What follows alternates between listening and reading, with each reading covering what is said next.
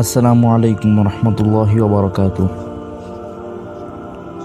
রমজানে অনেকেই চিন্তায় থাকেন, এই কাজ করলে কি রোজা ভেঙে যাবে নাকি ভাঙবে না।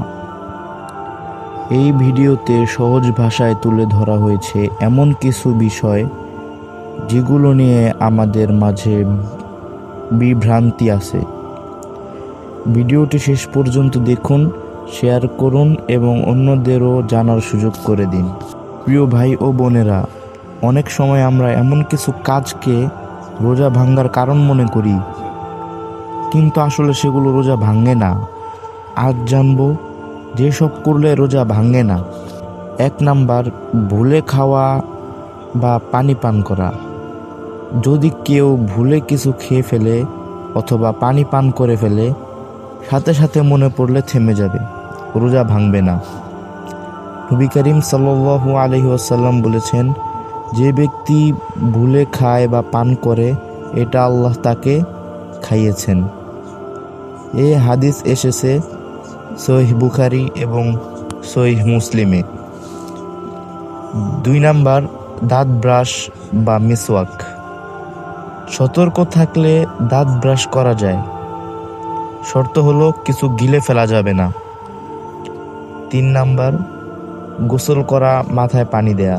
গরমে কষ্ট হলে গোসল করা যাবে, মাথায় পানি দেয়া যাবে, রোজা ভাঙবে না। 4 নাম্বার, চোখে বা কানে ড্রপ দেওয়া। চোখে ড্রপ দিলে রোজা ভাঙবে না। 5 নাম্বার, রক্ত পরীক্ষা, ইনজেকশন। যদি চিকিৎসার জন্য ইনজেকশন দিতে হয় এবং সেটা পুষ্টি না দেয়, রোজা ভাঙবে না।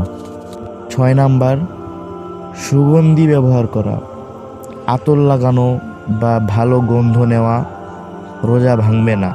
শেষ নসিহত, ভাই, অনেক সময় শয়তান আমাদের মনে সন্দেহ ঢুকিয়ে দেয়, রোজা ভেঙে গেছে বুঝি, নষ্ট হয়ে গেছে বুঝি।